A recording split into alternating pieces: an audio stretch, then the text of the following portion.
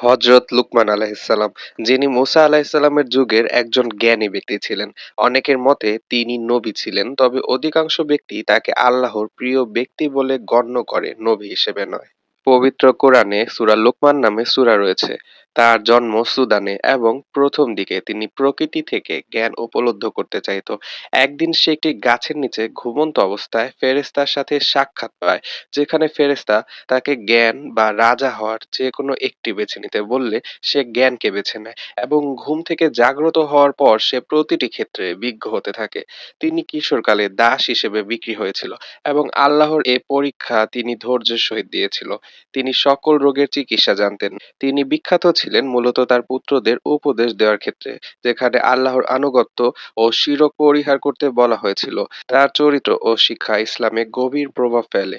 তার মৃত্যু সম্পর্কে তেমন কোনো সুনির্দিষ্ট তথ্য নেই, তবে তিনি দীর্ঘদিন বেঁচে ছিল এবং যে রোগে আক্রান্ত হয়ে তিনি মারা যান, সেই রোগের ওষুধ তার কাছে ছিল না।